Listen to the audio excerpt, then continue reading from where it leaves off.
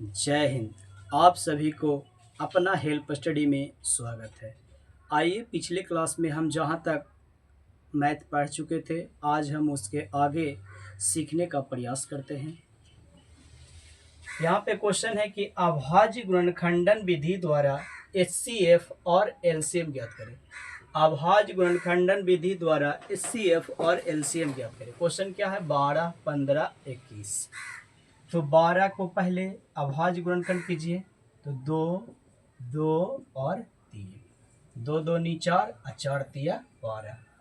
15 को तोड़ लीजिए, 3 पचे 15। 21 को क्या लिखेंगे? 3 सते 21। कितना? 3 सते 21। अब देखिए HCF हाईएस्ट कॉमन फैक्टर, जो ये 12, 15, 21 के तीनों का मल्टीपल हो उसी को HCF कहेंगे। तो 3, 3, 3, 3 हो गया। LCM लार्ज कॉमन मल्टीपल, तो देखिए जो ज़्यादा बार आया, ज़्यादा बार कौन आया? 2, 2, तो 2 2 को लिखिए। फिर जो इतना फुट है उसको लिख दीजिए, 3 लिख दीजिए, 5 लिख दीजिए और 7 लिख दीजिए। गुना करिए, 2 दूनी 4, 4 तिया 12, 12 पचे 60, और 60 छके 6 सते 42, 420। ये आपका पहला प्रश्न हो गया। दूसरा प्रश्न देखते हैं।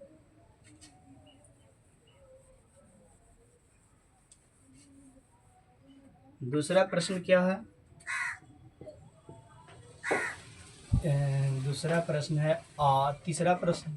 चलिए दूसरा 8, 9, 25।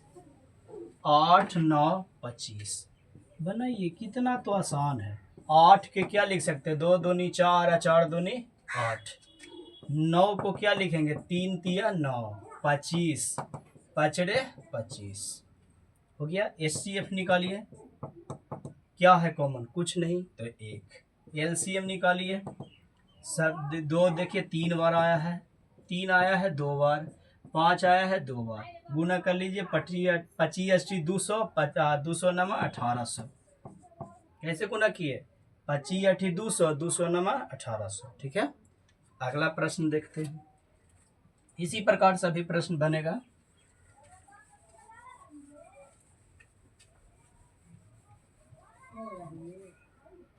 देखिए दूसरा नंबर, चौथा नंबर क्वेश्चन कहता है HCF 306 और 657 का 9 दिया है,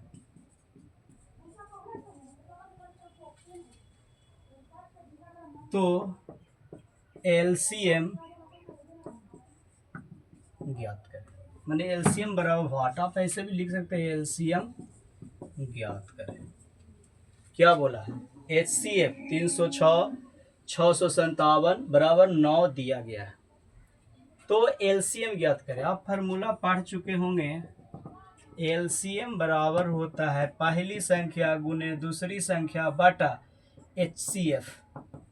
क्या होता है? पहली संख्या गुने दूसरी संख्या बटा HCF। तो पहली संख्या कितना है? 306, आइए 657 बटा कितना है? HCF कितना है? 9। 9 से काट दीजिए, 9 सत्ते 63, 2 बचा 27, 9 तिया 27, 306 गुने 73। ठीक है, अब गुना कर सकते हैं, कर लीजिए गुना।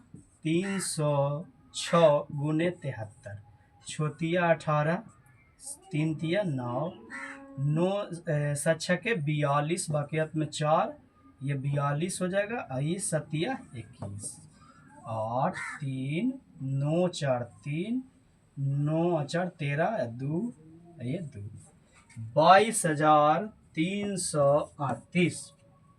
ठीक है, अगला प्रश्न देखते हैं। अब उतना समय नहीं है कि आपका ये किताब से एक एक प्रश्न बनाए। यहाँ पे अब बस इतने सीखना है जो भी आई हो, महत्वपूर्ण प्रश्न ही सीखना है। ठीक है, चलिए आगे देखते हैं।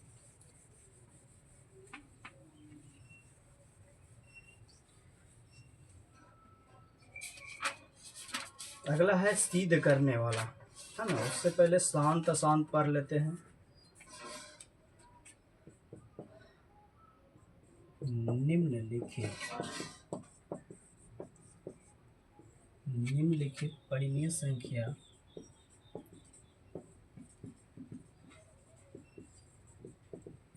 निम्नलिखित परिमेय संख्याओं के दशमलव प्रसार शांत है या अशांत। आवर्ती प्रश्न क्या है? पहला नंबर 13/3125। दूसरा नंबर 17/8। तीसरा नंबर 6/15। चौथा नंबर 35/50। एक और लिख लीजिए, देखिए इधर दे देते हैं। चलिए 4 प्रश्न सीखते हैं। क्या है शांत अशांत? शांत होने का शर्त आप याद कीजिए। शर्त शांत क्या है? शर्त p/2 पे पावर n और 5 पे पावर n। ऐसा में अगर इसका गुणनखंड टूटता है तो कहेंगे शांत है और नहीं तो अशांत है। ठीक है, तो इसको लिखते हैं 13।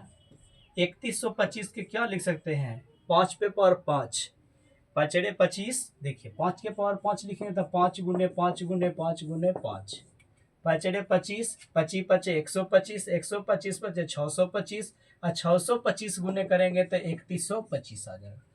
तो देखिए 5 पे पावर 5 आ गया और 2 पे पावर कुछ नहीं था, कौची है? 0। 2 और 5 आया, देखिए 2 और 5 आया, इसके मतलब ये क्या है? शांत। इधर देख लीजिए 17/8 के क्या लिख सकते हैं? 2 के क्यूब, तो 5 पे पावर कुछ नहीं था, क्या है? 0। तो शांत। अब कहिए सर 5 पे पावर 0 क्यों लिखते हैं? क्योंकि हमने पढ़ा है कि a पे पावर 0 होता है तो इसका मान कितना होता है? 1।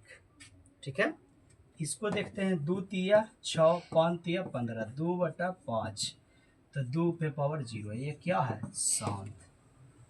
सही है। अगला देखते हैं 7 5 35, 10 5 50। 10 को क्या लिख सकते हैं? 2 गुने 5, 7 अब काला लिखना है इसको, तो शांत ऐसे ही हो गया है ना। ठीक है, और अशांत वाला एक और प्रश्न पढ़ लीजिए कि अशांत कब होगा। तो देखिए इसी से क्वेश्चन कर लेते हैं। जैसे क्वेश्चन लिखा हुआ है 5वां नंबर 29/443। 29/443। 29/443 कितना का क्यूब है? 7 का। 7 का क्यूब अगर मान लीजिए 2 भी लिख देते हैं फिर भी नहीं होगा, तो ये कैसा हो जाएगा? आसान। ठीक है, चलिए आगे की पढ़ाई अगले क्लास में। कल शिक्षक दिवस है, तो आप सभी कमेंट में ज़रूर लिखें कि डॉक्टर सर्वपल्ली राधाकृष्णन का जन्म कब और कहाँ हुआ था, और कब उनका मृत्यु हुआ था, और कब वो भारत के दूसरे राष्ट्रपति बने थे। चलिए, जय हिंद।